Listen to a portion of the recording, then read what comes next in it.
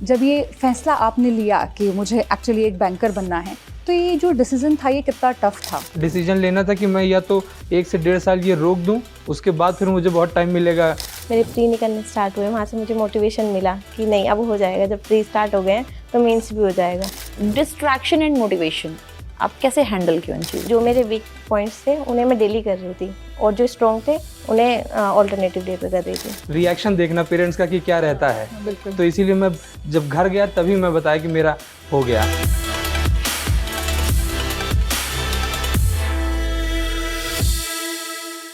संघर्ष से सफलता तक का जो ये सफ़र है ये कभी भी आसान नहीं होता। आज हमारे साथ जुड़े हुए हैं दो ऐसे मेहमान जिनसे हम जानेंगे कि किस तरह से उन्होंने अपनी इस स्ट्रगल को अपनी सफलता में बदला। हमारे साथ जुड़े हुए हैं दिव्यांशु और श्रुति, और इन दोनों ने ही IBPS एग्ज़ाम्स को क्रैक किया है। और हमें पता ही है कि कोई भी एग्ज़ाम आसान तो नहीं होता, और इतने बड़े कंपटीशन में अपनी जगह बनाना तो बिल्कुल आसान नहीं होता। We also have the one and only R GA faculty Sushmita ma'am with us. तो आइए जानते हैं। सबसे पहले मैं दिव्यांशु से आपको मिलवाना चाहूँगी। Welcome Divyanshu. Thank you ma'am. कैसे हैं आप? ठीक होगा। तो एक बहुत ही बेसिक से क्वेश्चन से शुरू करते हैं कि जब ये फैसला आपने लिया कि मुझे एक्चुअली एक बैंकर बनना है, तो ये जो डिसीजन था ये कितना टफ था? मैम जैसे अब मेरा इंजीनियरिंग का बैकग्राउंड है, तो अब यहाँ पे जो एक्सपेक्टेशन थी वो ये थी कि ये प्राइवेट साइड में जाएगा, IT सेक्टर की टाइप जॉब करेगा। अब लेकिन मेरा ये था कि गवर्नमेंट सर्विस में मुझे जाना है जी। तो मैंने मतलब एज अ स्टार्ट मैंने पोस्ट ऑफिस का ज्वाइन किया था, जो कि थोड़ा एक मेरा फाइनेंशियल सेक्टर की तरफ बेंड भी था कि हाँ इसमें मुझे जाना है। तो वहाँ मैंने 8 से 9 महीना ट्राई किया। उसके बाद मैं फिर ये लगा कि हाँ मैं अब इसमें इंटरेस्टेड हूँ, तो फुल फ्लेजेड मैंने बैंकिंग की प्रिपरेशन की तरफ अपना पूरा जोर दिया है। तो मैंने फिर वही 1 Feb 2024 से स्टार्ट किया था अपनी प्रिपरेशन। अरे वाह, मतलब काफ़ी कम समय में आपने इस जर्नी को पूरा किया है। ये तो एक अपने आप में बहुत बड़ी बात है, क्योंकि बहुत सारे स्टूडेंट्स हम देखते होते हैं जो कई साल भी स्ट्रगल करते हैं लेकिन सफलता हासिल नहीं कर पाते, कुछ ना कुछ कमी रह जाती है। तो एग्ज़ाम के पैटर्न को समझना और सारी चीज़ें बहुत इंपॉर्टेंट होती हैं। बहुत अच्छी बात आपने बोली। एक और बहुत ही स्टूडेंट्स फ्रेंडली क्वेश्चन है कि जैसे हम पढ़ाई करते होते हैं तो बहुत बार डिस्ट्रैक्शंस बहुत आती हैं हमारी लाइफ में, है ना। कई बार सोशल मीडिया हमारे लिए बड़ा डिस्ट्रैक्टर बन जाता है, या फिर और भी कई सारी ऐसी चीज़ें होती हैं। तो हम डिस्ट्रैक्शन से, आपकी लाइफ में कुछ थी डिस्ट्रैक्शन जो आप तैयारी कर रहे थे? मैं मेन मेरा सोशल मीडिया का ही था। अच्छा। तो अब ये मेरा मतलब डिसीजन लेना था कि मैं या तो 1 से 1.5 साल ये रोक दूं, उसके बाद फिर मुझे बहुत टाइम मिलेगा ये सब करने के लिए। तो अब व्हाट्सएप तो जान रहे हैं आप, हटा नहीं सकते क्योंकि फैमिली वगैरह पूरा, लेकिन इंस्टा और FB मैंने कम्प्लीटली डीएक्टिवेट कहा करके रखा था कि ये एक बार मेरा हो जाएगा, उसके बाद फिर एम्पल टाइम मिलेगा मुझे यूज़ करने के लिए। तो उसको मैंने इस तरीके से हटाया था। बहुत अच्छी बात आपने बोली है, और ये एक्चुअली मुझे लगता है कि हर एक स्टूडेंट के अंदर ये एक मुझे लगता है कि बच्चा एग्ज़ाम क्रैक ही वहीं कर लेता है जहाँ पे वो अपने आप को इन डिस्ट्रैक्शंस से दूर करता है, राइट? वही है, मतलब बिना सेक्रीफाइस किए आप एक अच्छा रिजल्ट एक्सपेक्ट भी नहीं कर सकते कि सब चीज़ें पैरेलल में नहीं ले जा सकते हैं। कुछ ना कुछ तो छोड़ना पड़ेगा, तब जाके आप अपना गोल की तरफ मूव करेंगे। बिल्कुल, बहुत अच्छी बात आपने आपको बोली। ये सब जो आपने बोला कि कुछ ना कुछ छोड़ना पड़ेगा, तो इसका मोटिवेशन कहाँ से मिलता था? जैसे कई बार क्या होता है, स्टूडेंट्स डिस्ट्रैक्टेड रहते हैं और वो नहीं डिसाइड कर पाते हैं कि मुझे ये करना है, ये करना है। लाइक डिस्ट्रैक्शन इतनी हो जाती है कि अपनी पढ़ाई का टाइम ना हम लोग कॉम्प्रोमाइज़ करने लग जाते हैं। तो ये जो मोटिवेशन होता है ये कहाँ से मिलता है?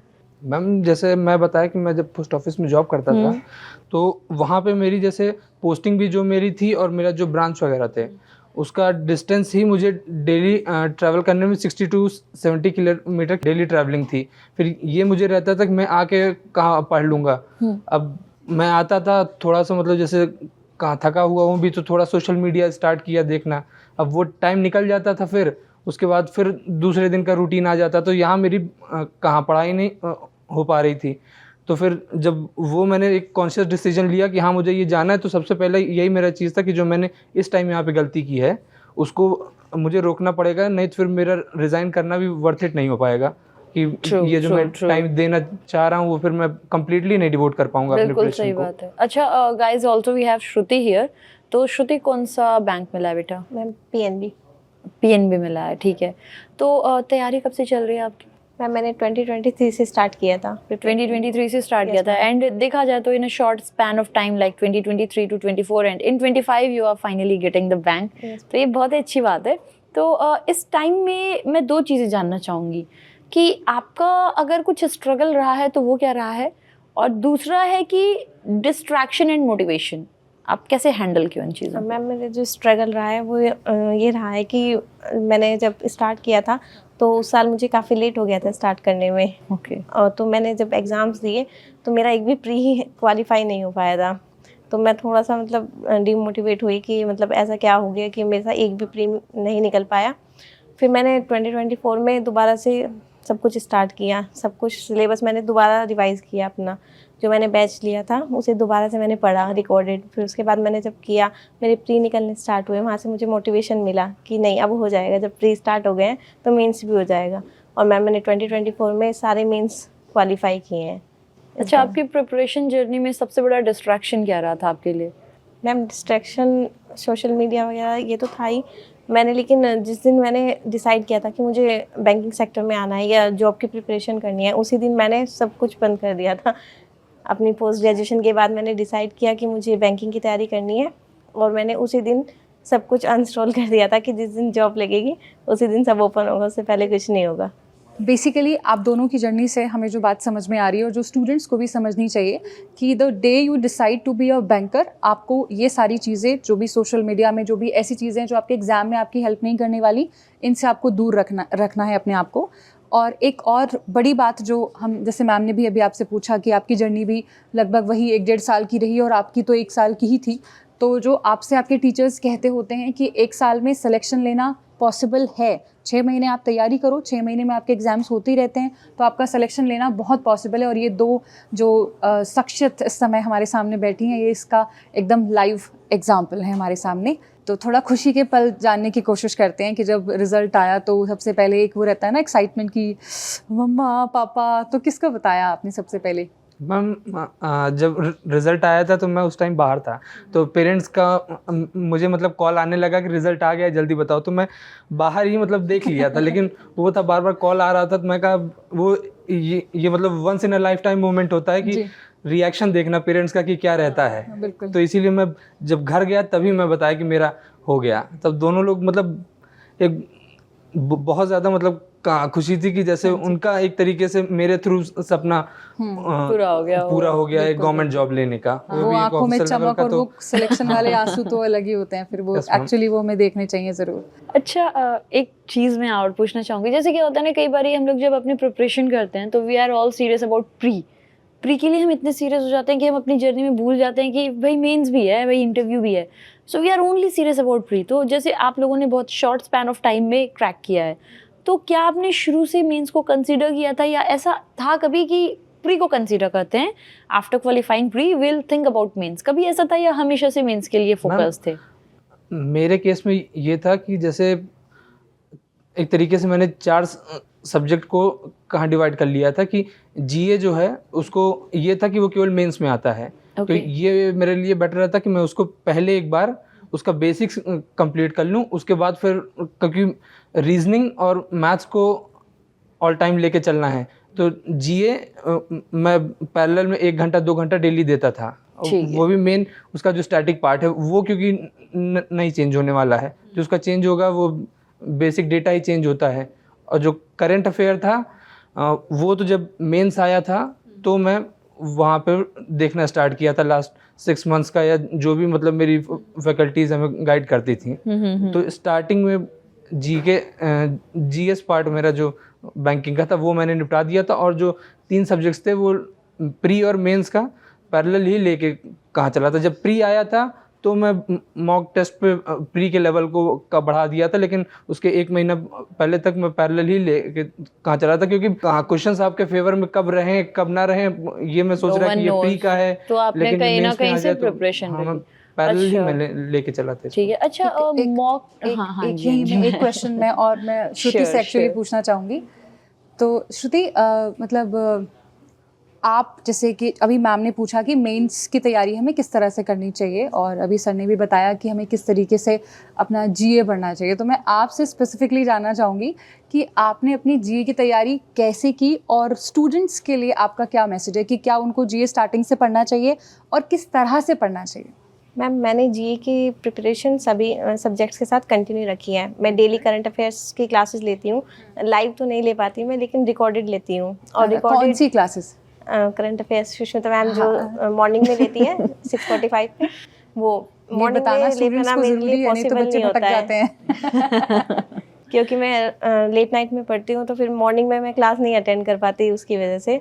लेकिन मैं रिकॉर्डेड डेली देखती हूँ और उनके नोट्स भी बनाती हूँ, क्योंकि मेरे लिए पीडीएफ से पढ़ना उतना आसान नहीं होता। पीडीएफ 30-40 पेजेस की होती है, और मैं अपने जो नोट्स बनाती हूँ वो 3-4 पेजेस में मैं कंपाइल कर लेती हूँ। वाओ, तो फिर मुझे वहाँ से वो ईजी पड़ता है रिवीजन के लिए अपने हैंड रिटन नोट्स बनाना। तो जीए मैं डेली करती हूँ बाकी सब्जेक्ट्स के साथ। एक और क्वेश्चन बस मैं जानना चाहूँगी, मॉक टेस्ट और उसकी एनालिसिस का क्या रोल है? मैम, मॉक टेस्ट बहुत इंपॉर्टेंट होते हैं। मैंने जब शुरुआत की थी तो मैंने सिलेबस तो कंप्लीट कर लिया था, लेकिन मॉक टेस्ट नहीं लगाए थे जब मैंने शुरुआत की थी, क्योंकि मुझे इतना पता नहीं था उस बारे में कि मॉक टेस्ट भी लगाने होते हैं।